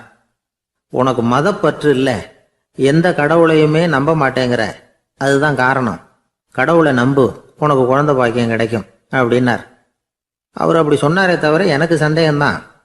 இருந்தாலும் அவர் சொன்னபடியும் நடந்து தான் பார்ப்போமே அப்படின்னு முடிவு பண்ணேன். கடவுளை நம்ப ஆரம்பித்தேன். அந்த வருஷமே அழகான ஆண் குழந்தை பிறந்தது. எல்லாம் இறைவன் அருள் அப்படின்னார். இவர் இப்படி சொன்னதை கேட்டதும் அந்த பெரியவர் சொன்னார், நீ சொல்றதெல்லாம் சரிதான், இருந்தாலும் இந்த காலத்தில் எந்த ஒரு காரியமாக இருந்தாலும் அதை சோதனை செஞ்சு பார்த்துட்டு தான் ஒரு முடிவுக்கு வந்து சேர முடியும். அறிவுபூர்வமான முடிவு அதுவாக தான் இருக்கும். அறிவியல் சோதனைகள் அப்படித்தான். ஒரு குறிப்பிட்ட விஷயத்தை பற்றி எத்தனை தடவை சோதனை பண்ணாலும் ஒரே முடிவு தான் கிடைக்கணும், அதுதான் சரியாக இருக்கும். அதனால் இப்போ மறுபடியும் ஒரு சோதனைன்னார். என்ன செய்யணும் அப்படின்னு கேட்டார் இவர். கடவுள்கிட்ட ஒரு பெண் குழந்தை வேணும்னு கேளு. முதல்ல ஆண் குழந்தையை கொடுத்தது மாதிரியே இப்போ ஒரு பெண் குழந்தையையும் கொடுக்குறாரா பார்க்கலாம் அப்படின்னார். சரின்னு சொல்லி இவர் அதே மாதிரி முயற்சி பண்ணினார். அதுக்கப்புறம் அவர் இந்த பெரியவர்கிட்ட வரவே இல்லை. கொஞ்ச காலம் கழித்து இவரே அவரை தேடிக்கிட்டு போய் கதவை தட்டினார். அவர் கதவை திறந்தார். என்ன ஆச்சு, கடவுள் கண் திறந்தாரா அப்படின்னு கேட்டார். அவர், அந்த சமாச்சாரம்லாம் நமக்கு வேணாம் சார், முதல் தடவை அது ஏதோ தற்செயலாக ஏற்பட்ட ஒரு சாதகம். இப்போ நீங்கள் 2வது தடவை சொன்ன பிறகு தினமும் கடவுளை வேண்டிக்கிட்டு தான் இருக்கிறேன், ஒன்றும் நடக்கலை அப்படின்னார் ரொம்ப விரக்தியா. ஒரே ஒரு தோல்வியில் உங்கள் நம்பிக்கையெல்லாம் பறந்து போயிடுது பார்த்தீங்களா அப்படின்னார் அந்த பெரியவர். எல்லாம் நல்ல விதமாக நடக்கிற வரைக்கும் நம்பிக்கை, எதிர்பார்த்தது தோல்வியில் முடிஞ்சுட்டுதுன்னா அவநம்பிக்கை.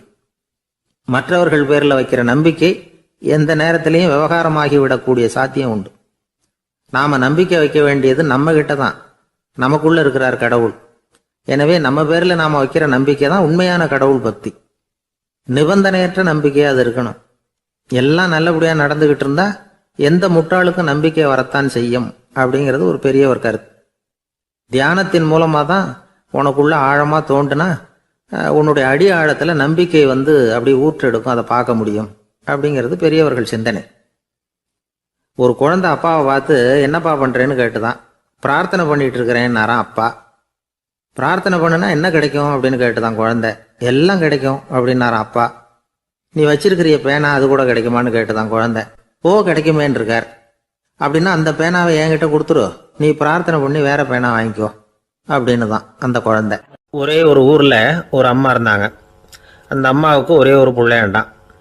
அவனுக்கு ரொம்ப அக்கறையோடு கல்யாணம் பண்ணி வச்சாங்க. கல்யாணம் முடிஞ்சதும் மருமக பொண்ணு வீட்டுக்கு வந்து சேர்ந்தது.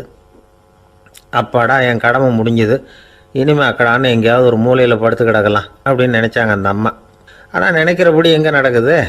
அதுக்கப்புறம் தான் பிரச்சனையே ஆரம்பமாச்சு. மருமகள் குணம் சரியில்லை, ஒரு மாதிரி. அந்த பொண்ணு வீட்டுக்கு வந்ததுமே முதல் வேலையாக மாமியாரை பார்த்து, அதுதான் நான் வந்துட்டேன்ல, இனிமேல் உங்களுக்கு என்ன வேலைங்க, புறப்பட வேண்டியது தானே, காசி ராமேஸ்வரம்னு எங்கேயாவது போங்கோ அப்படின்ட்டு தான். மாமியார் பார்த்தாங்க, கொஞ்சம் யோசனை பண்ணாங்க. இந்த பாருமா, நீ இப்படி சொல்கிறதுக்கு முன்னாடியே வீட்டை விட்டு புறப்படணுங்கிற முடிவுக்கு நான் வந்துட்டேன். வீட்டை மட்டும் இல்லை, இந்த உலகத்தை விட்டே கூட போகிறதுக்கு தயாராக இருக்கிறேன். ஆனால் ஒரே ஒரு விஷயத்துக்காக என் உயிரை கையில் பிடிச்சிக்கிட்டு இருக்கிறேன் அப்படின்னாங்களாம். என்ன விஷயம்னு கேட்டது இந்த மருமக பொண்ணு. வேற ஒன்றும் இல்லை, என் பிள்ளைக்கு கல்யாணம் பண்ணி வச்சுட்டேன். ஒரு பேர புள்ள பிறந்து அதை என் கண்ணால் பார்த்துட்டேன்னா நான் எங்கே வேணும்னாலும் போகிறதுக்கு தயாராக இருக்கிறேன் அப்படின்னாங்களாம் அந்த மாமியார். மாமியார் இப்படி சொல்கிறதுலேயும் நியாயம் இருக்கிறதாக பட்டுது அந்த பொண்ணுக்கு. சரி, அப்படியே இருந்து பார்த்துட்டு போகலாம் அப்படின்னு அனுமதி கொடுத்தது.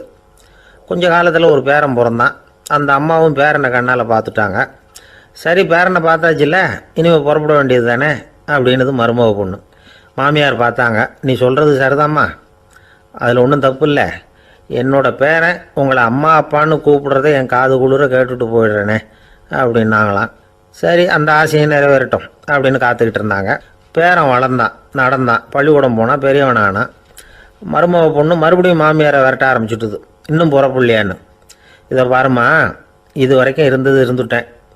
பேரனோட கல்யாணத்தையும் கண்ணால் பார்த்தா தான் இந்த கட்டை வேகும் போல் இருக்குது அப்படின்னு சொல்லி ஒரு மாதிரியாக பேச ஆரம்பித்தாங்க. இதுவும் நியாயமான ஆசையாக தான் படுது அப்படின்னு அது யோசிச்சிருக்கு அந்த பொண்ணு. சரின்னு அதுக்கும் ஒத்துக்கிட்டது. உடனே பேரனுடைய கல்யாணமும் முடிஞ்சது ஒரு வழியாக. இனிமே ஒரு நொடி கூட இங்கே இருக்கக்கூடாது, புறப்படுங்க அப்படின்னு மாமியாரை விரட்டிச்சான் அந்த பொண்ணு.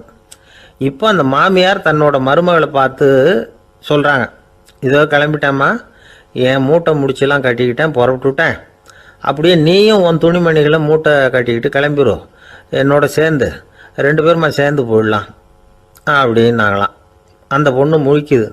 முழிக்காதே, உனக்கும் ஒரு மருமக வந்துட்டா, இனிமேல் நீயும் ஒரு மாமியார் தானே, உனக்கும் இனிமேல் இங்கே வேலை இல்லை, புறப்படு அப்படின்னாங்களாம். அப்போ தான் அந்த பொண்ணு சிந்திக்க ஆரம்பிச்சுதான், தன்னோட தவறு புரிஞ்சுதான்.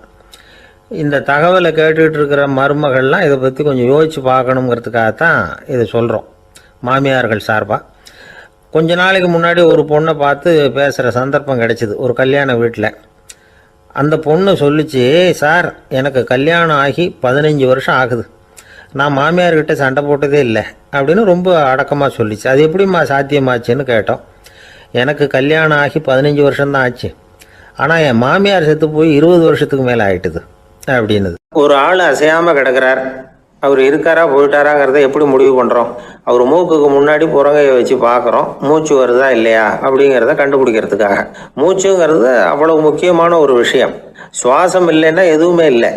நம்ம பூமி இருக்க, அது கூட சுவாசிக்குதுங்கிறத சோவியத் விஞ்ஞானிகள் கண்டுபிடிச்சிருக்கிறாங்க. பூமிக்கு மேலே இருக்கிற மண் அடுக்கில் காற்றில் உள்ள ஆக்சிஜன் ஆக்சிகரணம் அடையுது அப்படின்னு தான் இது வரைக்கும் எல்லாரும் நம்பிக்கிட்டு இருந்தாங்க. ஆனால் இப்போ என்ன கண்டுபிடிச்சிருக்கிறாங்கன்னா, அந்த ஆக்சிஜன் பூமிக்குள்ளே 1 கிலோமீட்டர் ஆழம் வரைக்கும் ஊடுருவி போகுதான். பூமிக்குள்ளே 2 பக்கமும் பல கிலோமீட்டர் வரைக்கும் பரவுதான். பூமிக்குள்ளே இருக்கிற நீர்நிலை அடுக்குகள் தான் நுரையீரல் செய்கிற வேலையை செய்யுதான். நம்ம உடம்புல நுரையீரல் இல்லைன்னா ஒன்றும் நடக்காது. ஒரு மரத்தை தலைகீழாக தொங்க போட்டால் எப்படி இருக்கும் அப்படி யோசிச்சு பாருங்கள். அப்படி தான் இதுவும், நுரையீரலும் அப்படி தான் இருக்கும். வலது பக்கம் ஒன்று, இடது பக்கம் ஒன்று. வலது பக்கம் நுரையீரல் கொஞ்சம் பெருசாக இருக்கும், நுட்பமான நரம்பு குழாய்கள் அதில் இருக்கும். கோடிக்கணக்கான நுண்ணிய குழாய்களை வச்சுக்கிட்டு தான் அது வேலை செய்யுது. 25 கோடி குழாய்கள் இருக்கும். அதை அப்படியே முழுசாக பிரித்து பரப்புனா ஒரு டென்னிஸ் கோர்ட்டில் பாதி பரப்பளவு இருக்குமா. நுரையீரல் நிறம் கருஞ்சிவப்பு தான். புகை அதிகமாக உள்ளே போச்சுன்னா அது கருப்பாயிடுது. காற்றுல உள்ள பிராணவாயுவை இது இழுத்து எடுத்துக்கிட்டு ரத்தத்தை சுத்தப்படுத்துகிற முக்கியமான வேலையை இது செய்யுது. அசுத்த காற்றை வெளியில் அனுப்பி வச்சுருது. ஒருத்தர் வேகமாக ஓடி வரார், அவருக்கு மூச்சு இறைக்கும். பயங்கரமாக எதையாவது பார்த்து விடுறார், உடனே மூர்ச்சி ஆகிடுவார். இது மாதிரி சமயங்களில் வேற எந்த தூண்டுதலும் இல்லாமல் நுரையீரல் தானாகவே இயங்கும். இப்படி ஒரு அவசியம் ஏற்படுறப்போ இயக்கத்தை தூண்டி விடுற முக்கியமான இணைப்பு மூளைக்கு கீழே முதுகு எலும்புக்கு மேற்பகுதியில் இருக்குது. அது உடனே சுவாசத்துக்கு அவசர உதவியை கொடுக்குது. இப்போ ஒருத்தர் பேசாமல் உட்காந்துருக்கார். இந்த சமயத்தில் அவருக்கு 1 பங்கு காற்று தேவைப்படுதுன்னு வச்சுக்கோங்க. அவர் எழுந்திரிச்சு நடக்கும் பொழுது 1.5 மடங்கு தேவைப்படும். ஓடுனாருன்னா 3 மடங்கு தேவைப்படும். படுத்திருக்கிறப்ப 1/2 மடங்கு தான் தேவைப்படும். இதுக்கு நிமிஷத்துக்கு 16 தடவை மூச்சு விட்டாகணும்.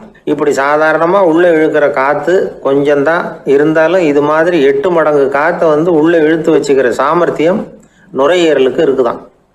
தண்ணி, நுண்கிருமிகள், ரசாயன பொருள் இப்படி எது உள்ளே போனாலும் நுரையீரல் சமாளிச்சுக்கும். 30 வருஷமாக விடாத புகை பிடிக்கிறவர் தொடர்ந்து உள்ளே அனுப்பி வைக்கிற புகையை கூட சமாளிக்குதுன்னா பார்த்துங்களேன். உள்ளே போகிற புகை நுட்பமான சுவாச முடிச்சுகளை அழிச்சு விடுது. கறி புகை அது மேலே படிஞ்சு உபயோகம் இல்லாமல் பண்ணிவிடுது. ஆனாலும் தேவைக்கு அதிகமாக 8 மடங்கு கூடுதலாக சுவாச முடிச்சுகள் நம்ம உடம்புக்குள்ளே இருக்கிறதுனால சமாளிக்க முடியுது. சமாளிக்க முடியலன்னா சில சமயம் மூச்சு திணறும். அதை ஒரு எச்சரிக்கையாக எடுத்துக்கிட்டு புகை பிடிக்கிற பழக்கத்தை விட்டுடணும். அதுதான் நல்லது. ஆனால் அப்படி யார் விடுறது? இணை பிரியாத 2 நண்பர்கள் இருந்தாங்களாம். 2 பேரும் விடாமல் சிகரெட்டு குடிக்கிறவங்க. அதில் ஒருத்தன் செத்து போட்டான். இன்னொருத்தன் அதுக்கப்புறம் 2 சிகரெட்டாக குடிக்க ஆரம்பித்தானான். ஏன் இப்படி பண்ணுறேன்னு கேட்டிருக்காங்க. நான் 1 சிகரெட்டு தான் குடிக்கிறேன். செத்து போன என்னுடைய ஃப்ரெண்டு இருக்கானே, செத்து போனவன், அவனுக்காக இன்னொரு சிகரெட்டு குடிக்கிறேன் அப்படின்னு நானா. இது ரொம்ப ஆபத்து, விட்டுடு அப்படின்னு சொல்லியிருக்காங்க. சரின்னு ஒத்துக்கிட்டான். ஆனால் அதுக்கப்புறமும் 1 சிகரெட் வீதமாக குடிச்சிக்கிட்டே இருந்தான். சிகரெட்டு பழக்கத்தை நீ இன்னும் விடலையான்னு கேட்டாங்களாம். அந்த பழக்கத்தை நான் எப்போ விட்டுட்டேன், இப்போ நான் குடிக்கிறது என் ஃப்ரெண்டுக்காக அப்படின்னு நானா. இவங்கெல்லாம் எப்படி திருந்துறது? ஒரு ஊரில் ஒரு கோயில் இருந்தது. ரொம்ப பழைய கோயில். உள்ளே போகிறதுக்கே பயமாக இருக்கும். எந்த நேரத்தில் இடிஞ்சு விழுந்துருமோ அப்படிங்கிற பயம்.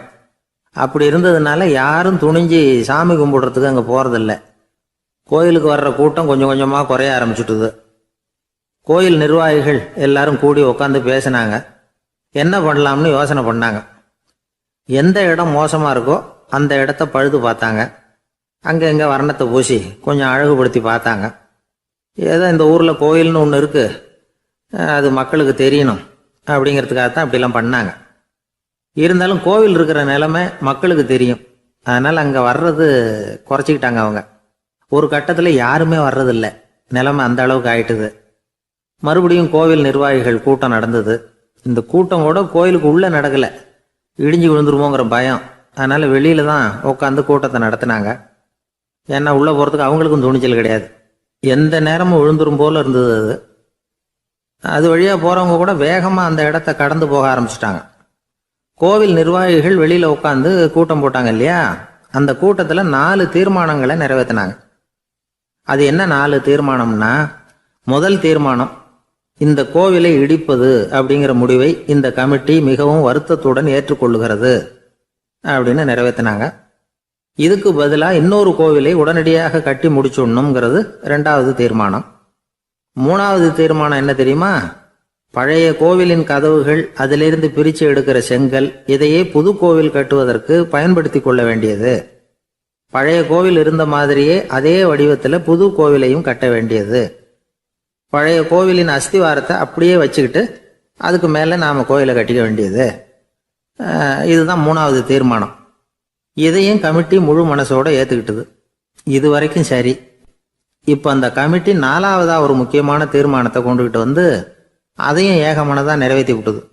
அது என்ன தீர்மானம்னா, புதிய கோவில் கட்டி முடிக்கிற வரைக்கும் பழைய கோவிலை இடிக்கிறதில்லை அப்படிங்கிற தீர்மானம். எப்படி இருக்குது பாருங்க இது. பழசை இடிக்காத வரையில் அதே இடத்துல புதுசாக எப்படி கட்ட முடியும்? பல விஷயங்களில் நாம் நடந்துக்கிற முறையும் இப்படி தான் இருக்குதான். வாழ்க்கையில் முன்னேறணும்னு ஆசைப்படுவோம். அதே நேரத்தில் அந்த முன்னேற்றத்துக்கு எது தடையாக இருக்கோ அதை விட்டு விடுறதுக்கும் மனசு வராது. வெளிநாட்டில் ஒரு பெரிய விருந்து நடந்துக்கிட்டு இருந்துதான். எல்லாரும் மது கோப்பையும் கையுமா அலைஞ்சிக்கிட்டு இருக்கிறாங்க. ஒருத்தர் மட்டும் கையில் எதுவும் இல்லாமல் ரொம்ப நல்ல பிள்ளையா சாதுவா ஒரு ஓரமாக தனியாக உட்காந்துருக்கிறார். அவர்கிட்ட நெருங்கி வாங்க மது சாப்பிடலாம் அப்படின்னு கூப்பிட்டாங்களாம்.